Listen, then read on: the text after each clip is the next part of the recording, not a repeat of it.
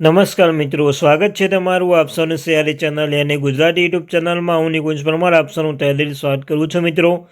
તો મિત્રો, રાજ્ય સરકારની મોટી તૈયારી, પંચાયતી રાજના વિવિધ પ્રશ્નોનું બાબતનું નિરાકરણ માટે સરકારે કરી તૈયારી. તો મિત્રો, તમે જો સરકારી કર્મચારી નિવૃત્ત કર્મચારી પેન્શનધારક છો, તમારા માટે આ વિડીયો ઉપયોગી બનશે.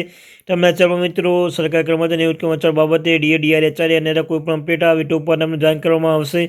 તો આપણી આ ચેનલ અને ગુજરાતી યુટ્યુબ ચેનલને સબસ્ક્રાઈબ કરવાનું ભૂલશો નહીં, વિડીયોને પાસે લાઇક કરવાનું ભૂલશો નહીં. તો ચાલો યુટ્યુબ ફેમિલી મેમ્બરો વધારે સમય ન બગાડતા આજે આપણે શરૂઆત કરું છું. તો મિત્રો, રાજ્ય સરકાર દ્વારા એક મહત્વની અપડેટ આપવામાં આવી છે. તો ચાલો જાણીએ વિગતવાર માહિતી.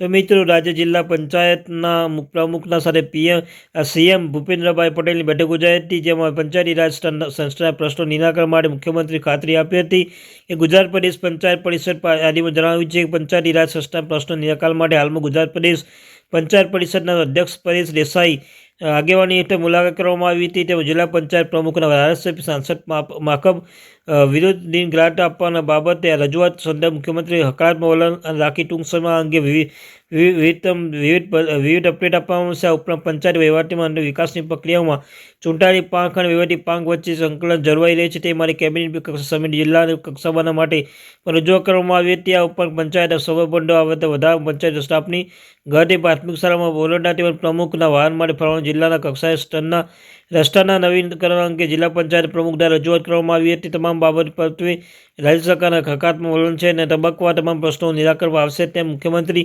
જણાવ્યું હતું કે ગુજરાત પ્રદેશ પંચાયત પરિષદ અખબારી યાદી જણાવ્યું હતું. તો મિત્રો, આ તે માહિતી. Thank you very much watching video. જય હિન્દ, જય ભારત. મળશું એક નવા વિડીયો સાથે.